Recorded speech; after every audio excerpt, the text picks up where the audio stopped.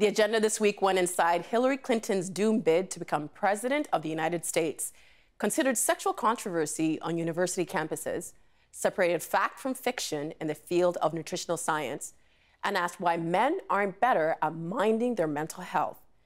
The Agenda's Week in Review begins with cosmologist Lawrence Krauss on why science tells a better story than religion.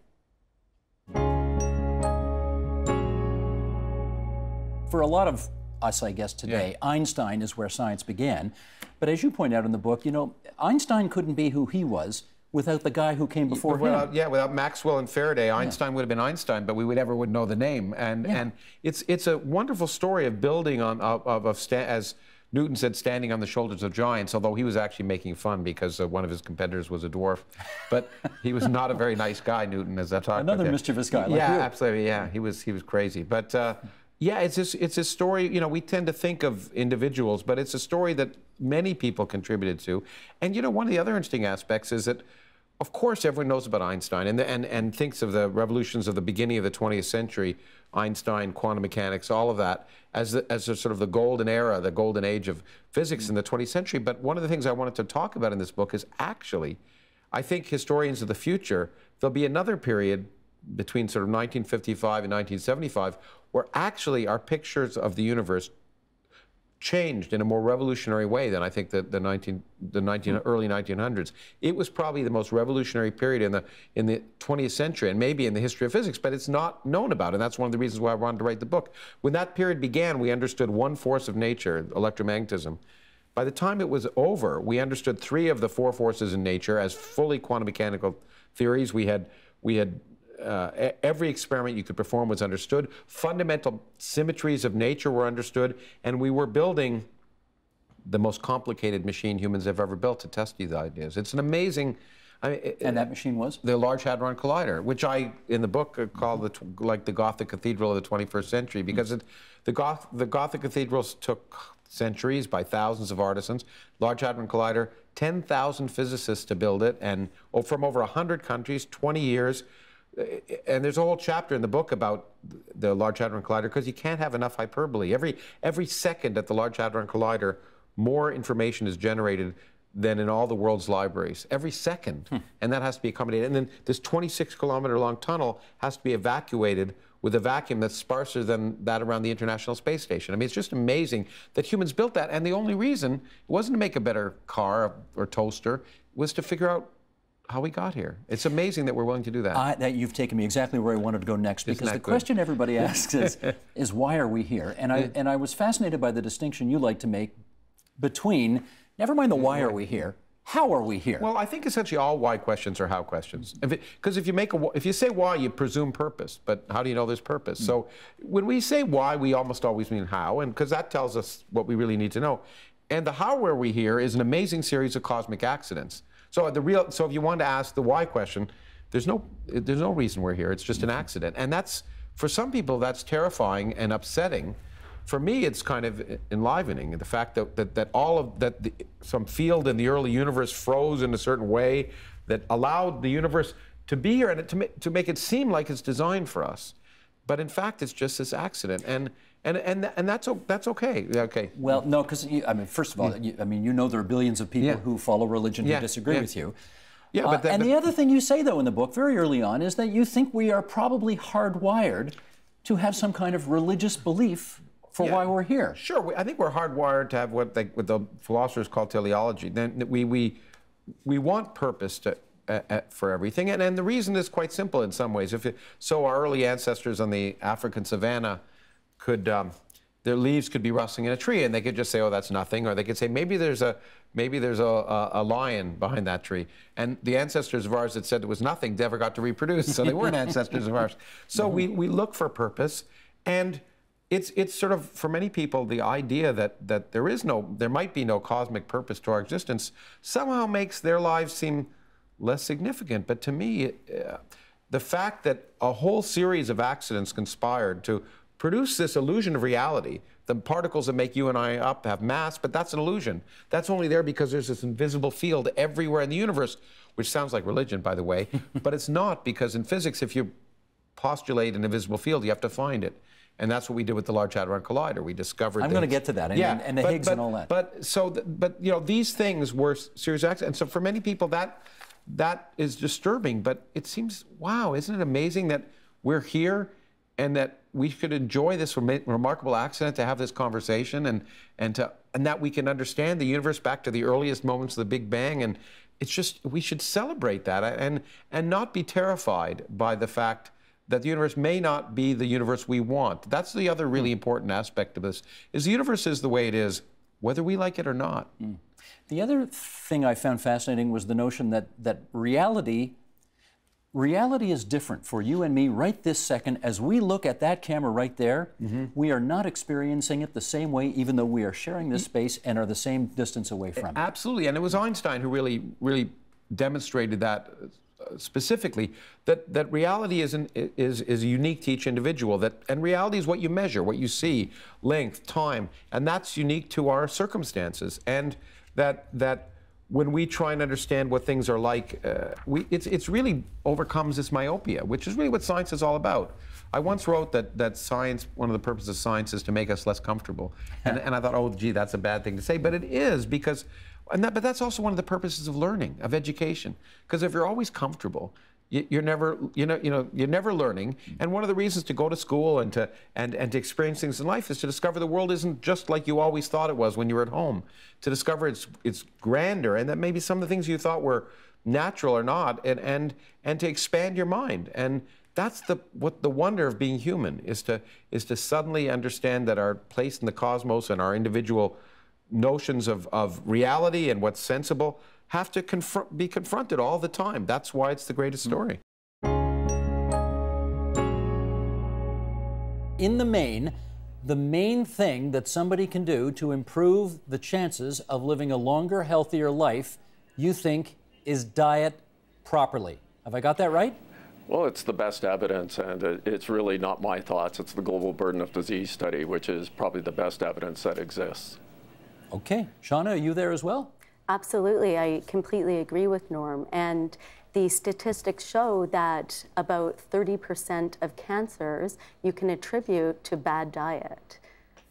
So they give it that statistic. Okay. You're in the nutrition science business, eh? Absolutely, yes. Okay. You want to give us a handy-dandy definition of what that means off the top? So I'm a registered dietitian, so you can call registered dietitians food and nutrition experts. So we take the scientific knowledge and we put it into practical terms for the public.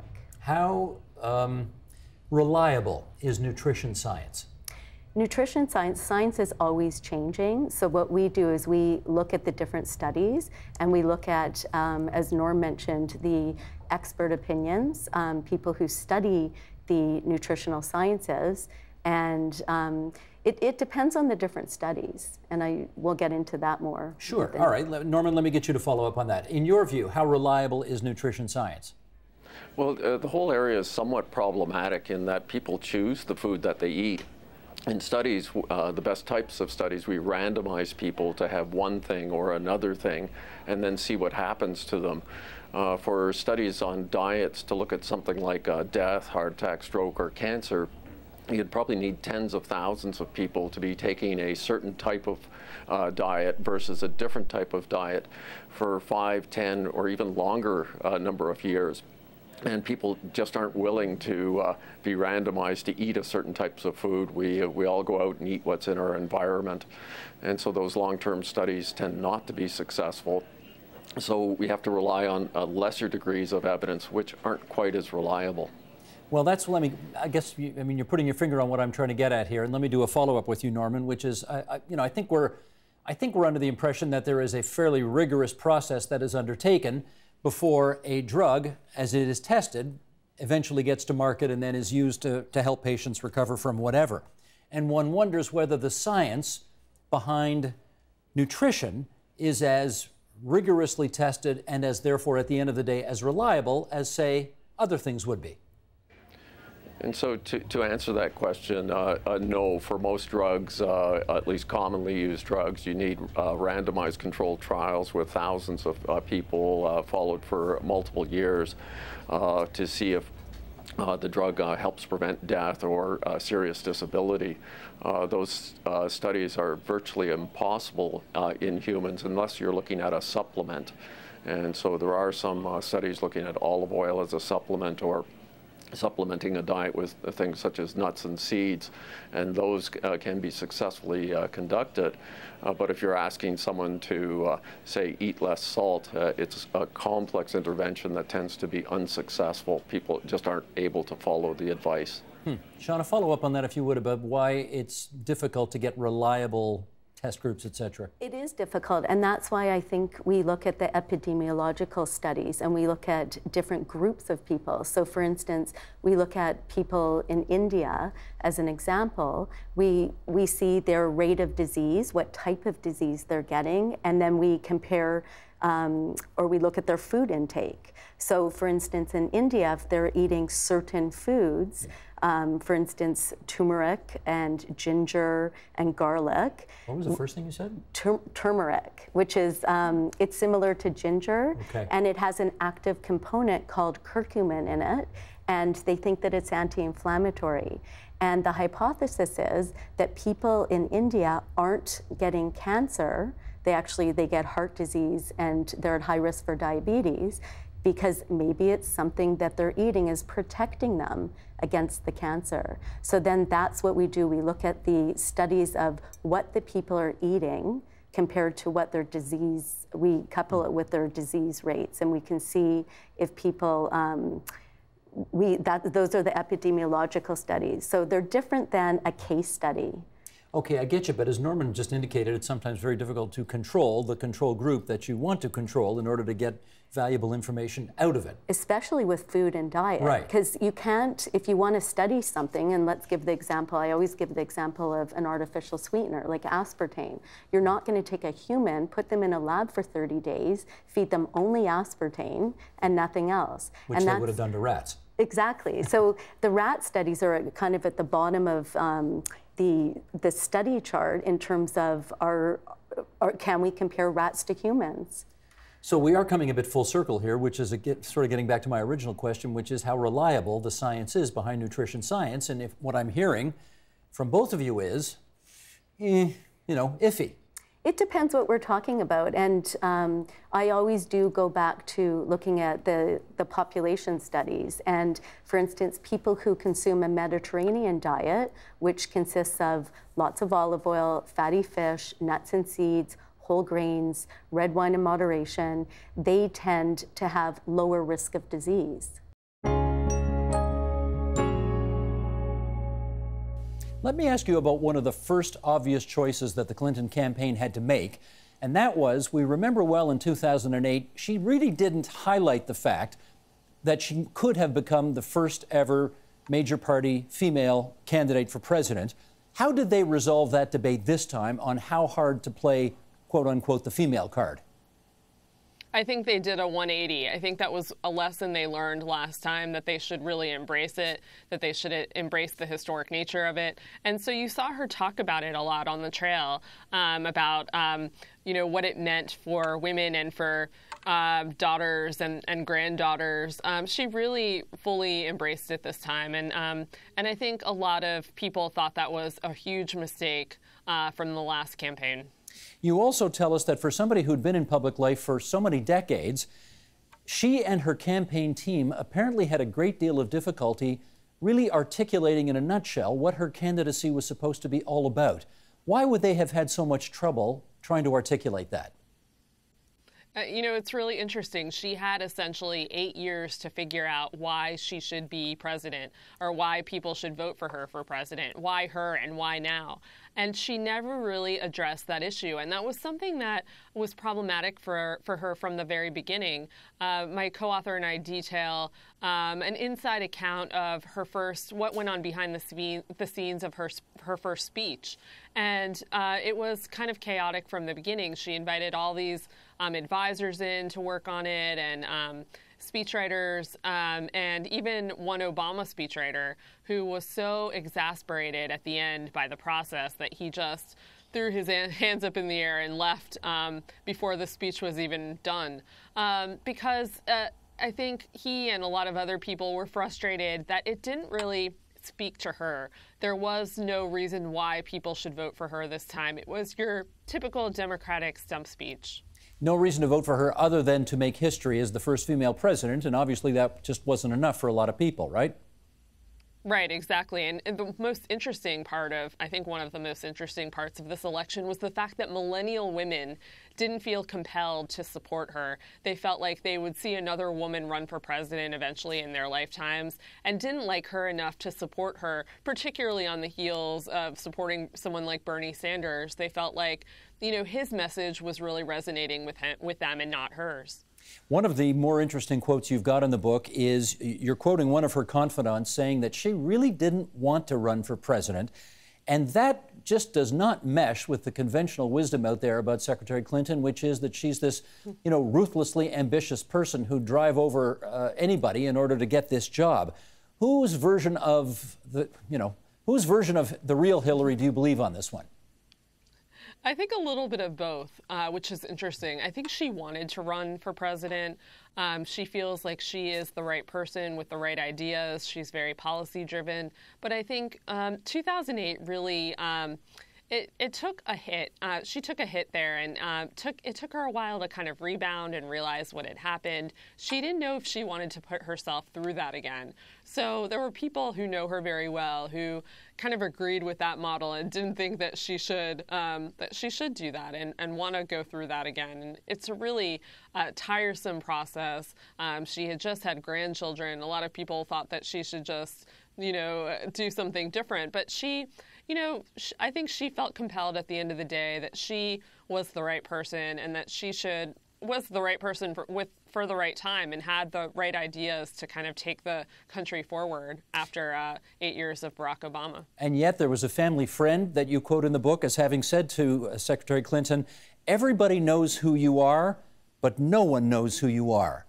And I wonder again, how can that be with somebody who's been in the public eye for so many decades? It's a very strange thing because she is a public servant and yet she wants to remain private. It's this constant push-pull of how much does she want to reveal of herself to the public. And I think that's one of the reasons or one of the problems we saw this time that, you know, she wanted a private email server because of that dynamic, that she doesn't want all her emails out there. She didn't want to be exposed in that way. And that came back to haunt her, and that was a huge problem for her in this campaign. Well, let me ask about her judgment, and since you brought up the email server, I'll dovetail off of that, because she came in for big-time criticism on two things. The private email server was one of them, and then giving speeches to Wall Street firms that, you know, where she charged more than $200,000 to make those speeches. She had to know that if she ever intended to run for president, those would be two things that could come back to bite her, and yet she did them anyway. Does anybody have any understanding of why she would do what seemed to be self-destructive things?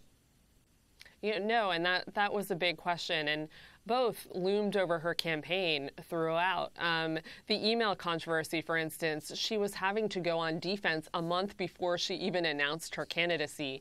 And this was a narrative that loomed over her campaign the entire time, and particularly in the first 6 months where she is trying to push a message and an economic message, and she is being drowned out by this controversy. And there's a moment of frustration there that we talk about in the book where she and her husband are on a call with a lot of aides, and they are frustrated, and they're asking their aides why they're not able to push an economic message. And essentially, they're told, well, the email controversy is drowning us out. And there was an internal debate over whether to get out in front of it. A lot of her aides felt like she and the president or the former president needed to talk about it, and she in particular needed to apologize for why she felt the need to have a private server. And I think, you know, I think that was, it took her so long to kind of realize that it was a problem. And that narrative kind of was very problematic for her, and she never really recovered from it. And even when she apologized, it took her a couple of tries to actually come forward and give a good enough answer. you've kind of become the central clearinghouse for the kinds of stories that are now on post-secondary campuses all over America. You should see my email inbox. I mean, it's tragic. Daily I get emails from people brought up on the most absurd sorts of charges. Give us an example. Well, I mean, there's a really tragic case of a kid. So I heard from a lot of professors, and I heard also from students, mostly male students, brought up on some charge that, they found was specious. So, like, here's an example. An 18-year-old kid who was in a relationship with a girl who was a year older, and they later broke up, and she accused him after the breakup of having they were in a situation where he asked for oral sex from her maybe twice, and she was kind of not into it and then briefly complied and then stopped, and then later on accused him of non-consensual sex. And he was found guilty by his university of emotional coercion and expelled. And if you're expelled for something like that, you really can't get into another school because all schools ask, have you been expelled for some sort of misconduct? So this kid at age 18, in the context of what I think was really sexual awkwardness and inexperience, as opposed to this kid being a predator, his life is more or less ruined. And what people don't realize when they talk about the sexual assault problem is that the definition of sexual assault has been so expanded and elasticized that a case like that, which is murky, which has a breakup involved, is being prosecuted as sexual assault. And I'll just say one other thing, the gender bias in those kinds of decisions. So a student dean decided that this 18-year-old kid had more emotional power than the woman did in that situation. Who was older than him. Who was older. And I mean, I really do think that there's a kind of gender bias sort of baked into these decisions, and that's what really needs to get talked about and isn't. Do you think that at the bottom of it all, though, there is at least a well-intentioned effort to prevent women from suffering more? Yes, absolutely. And yes, there is a sexual assault problem on campus. I think that talking in more specifics about what really is happening, because I think there's a myth about these serial predators roaming campuses stalking freshman women. And I think the reality is you have situations like the one I described where the consent issue is murky. You have an incredible amount of drinking. I mean, drinking to the point of everyone passing out or being comatose, and sex happening under those circumstances. And I think you also do have a level of sex, and I learned about this from talking to my own students, mostly women students, that is just bad sex, where people are having sex that they didn't want to have, that they're coerced or persuaded into having. And I think that women these days in hookup culture are not sufficiently being taught or educated in how to say no or in what they want. And I think there's this collision of kind of this permissive aspect of hookup culture with this new fearfulness and sense of sex as harmful and traumatic. And I think this is resulting in this just expanding number of after the fact accusations that campus administrators are, in good faith, I mean, as you say, trying to adjudicate. I mean, you call it hookup culture, but there are many who now call it rape culture. What do you tell us what you think about that appellation? Yeah, I mean, I think can be a thin dividing line, particularly given the alcohol and the question of consent. So most universities in the U.S. now have policies they call affirmative consent, that meaning not saying no isn't enough. There has to be an articulated yes, otherwise it can be prosecuted as assault. Is that reasonable? We're people of the world, I mean, sex is not always so straightforward, and the conditions under which it unfolds aren't always, I think, to both parties, either party, so clear. So I do think there are cases, certainly you have people, usually men, forcing sex on women who don't want it, and in other cases you have somebody who regrets after the fact and presses charges, sometimes months or even years later, about some, half-remembered episode. Is that fair? I think mostly not. Here's an excerpt from your book that speaks to this. Most campus rape activists, you write, now argue that rape doesn't require penetration. Focusing on the physical specifics of sexual assault is, quote, archaic and disrespectful to victims. Even shifting the focus from the act to whether it was consented to is problematic, since it puts victims in the position of proving they aren't lying. Where do we want to go here? I mean, the whole idea is to protect women from unwanted sexual advances and from being preyed upon. Obviously, that's what it's all about. Do you think the perverse actual consequence of this is to, well, I should just ask you, what do you think the perverse actual consequence of this is? The perverse actual consequence, I think, is, well, first, that sex is being criminalized. And so, and, you know, again, it's mostly young men who are being tossed out left and right. And the other perverse unintended effect is that I think women are more and more disempowered and handing over agency to campus administrators.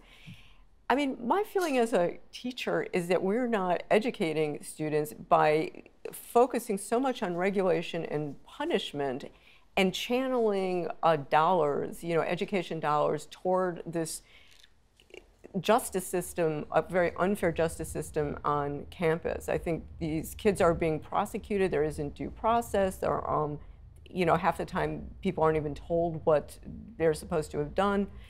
I mean, that was the kid. You know, what I found out about the Title IX process from the inside is, you know, they wouldn't put the charges in writing. You don't know what the evidence is. You know, the term kangaroo court gets used a lot. And you know, if you're a student going through that process, I mean, I think these people are terrified and, you know, don't know what to do.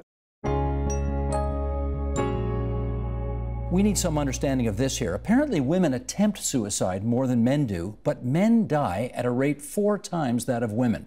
Help us understand this. Yeah, it's kind of surprising. You know, about 1 in 10 people will get a depression in their lives, men and women, totally vulnerable to it. But when you look at the suicide rates, what you see is the completers are predominantly men. Often it's a feature of the fact that men often act out, they may be a little more violent in their attempts, or that they keep it to themselves, delay getting treatment, so when they finally do get around to it, they're often sadly successful in that attempt. For men under the age of 35, apparently suicide is the leading cause of death. That is the case today. If we were having this conversation 30, 40 years ago, would that have been the case then?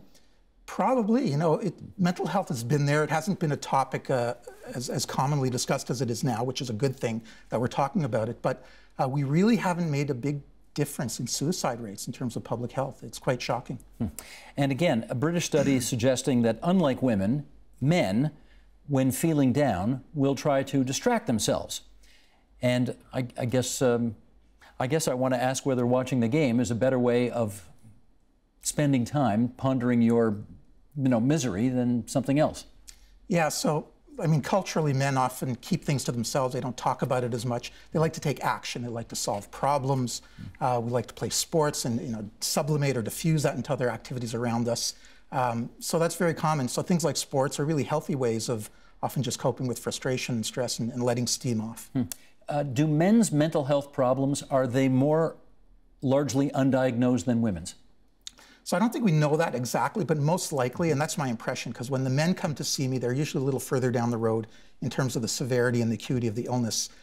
They don't like to come for help. They don't like to admit any kind of weakness or vulnerability. That's all macho crap, eh? It is, but that's one take on it. But another take on it just might be that the way we're interacting with them and the way they have to come for help is not a male way of accessing help. You know, getting together in a circle, talking about your feelings, is not usually what guys do. Or talking one-on-one about your feelings with a therapist or a doctor. So we're just starting to ask the really interesting question, are the services or the ways we're reaching out really designed to get to men the way men experience culture, the way they interact with things? And so all the new social media and attempts by some of the men's foundations and charities that are doing great work are just starting to get into that to see if there's any innovative ways to access them rather than the traditional ways that we've been going at. We just weren't even thinking to look at men years ago. We were so focused on wonderfully identifying some of the specific women's health issues that it's sort of a dawn of a new era to see this sort of silent epidemic amongst men's health. Don't want to exaggerate it if it's not a widespread thing, but how prevalent would you say the male phenomenon of postpartum depression would be? Geez, I don't know the numbers. it's, you know, depression's about 8 to 10% in people. So in the postnatal period, it's probably a little bit higher than that, maybe 10 to 15%. Gotcha. But I'm guessing at that. Okay.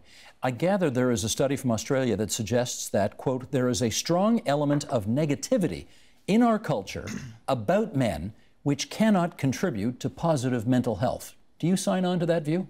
Wow. Yeah, there's a bit of that going on. I think that we've done such a good job with equality in society and gender equity and things like that. The question is, has it become a bit of reverse discrimination? Have we pushed it too far to have what Rob Whitley and McGill's called the demonization of men in terms of some of the accessibility of free services, shelters? We often have women's mental health clinics in the OBGYN department. We might have more women's shelters. They're not thinking about placing the men's stuff in there. So I don't want to overstate that, but they're probably the pendulum swung a little bit over the edge on occasion against men. Well, if you do look at mass media, you know, the fact is, I guess, most of the reporting about crime focuses on the disproportionate number of men who are doing it, and all of the other ills in society seem to be disproportionately focused on men. Is it reasonable to assume that if men are watching this, they may think, oh my goodness, we're the bane of everybody's existence out there? You know, it's funny, in the media, there's a lot of representations of men as like the adult child right now. You know, you see all these, they're not teenager movies, and they're young adult movies, guys in the basement at 35 years old playing video games. So there aren't a lot of good role modeling male identity figures out there for a positive framing of manhood. The way there might have been back in the old John Wayne movies. I don't know that that's better, but we don't have a really positive identity for a lot of young guys to look at these days. Let me ask you about stigma, because I know for the longest time the mental health community has put out the notion that, you know, if you break your leg, you go to a doctor, you get your leg fixed, nobody thinks there's anything, you know, funny about that. Yeah. You know, if you got a problem in your head, somehow there's some stigma attached to going to a doctor and seeking the same kind of treatment for what ails you. Do you think that the efforts that have been ongoing, I guess for many years right now, you know, Bell Let's Talk and whatever else, are they working to reduce stigma associated with mental health in our province? They are, but sort of halfway. They're great initiatives, and the evidence is something I do work in. I write in this area. They're moderate interventions that have done really well, but they're not the strongest ones. And they're really up against a big challenge, because I think we're kind of screwed in mental health. How do you mean? Because, you know, everything else is physical. It goes way back to the philosopher René Descartes, who kind of separated mind and body. And everything else in healthcare is physical, it's part of the body. And the one area of the immaterial, the mind, the soul, is this magical, mystical, scary place that is often associated with not being quite as real. So trying to undermine that sort of cultural, philosophical thing it's inherent in our language, our healthcare structures, in our payment structures, really everything we do. So you're really up against culture, you're not just against mental health. So the challenge is, how do we play with culture to try and pull it back into regular health? One of the main things I do with people when I see them is I just confirm for them that it's not their fault, you're not weak, it's nothing to do with you really, it's just an illness, no big deal. That's probably the biggest thing I do to help people. Once you know what's going on, it's not that hard to start treatment. Getting them to comfort treatment and getting them to accept treatment and not blame themselves, self-stigmatize, is often the biggest thing I think I do in my work. When you put that explanation out there to patients, do they buy it? They like hearing it. It gives them permission. Probably have to repeat it 3-4 times, often for years. It's a toughie. That is the Agenda's Week in Review for this Friday, June 16th, 2017. You can see all of those interviews in their entirety at tvo.org, on our YouTube channel at youtube.com/theagenda. And thanks to our nightly Twitter live stream on our Periscope page at periscope.tv/theagenda. Help TVO create a better world through the power of learning. Visit tvo.org and make a tax-deductible donation today.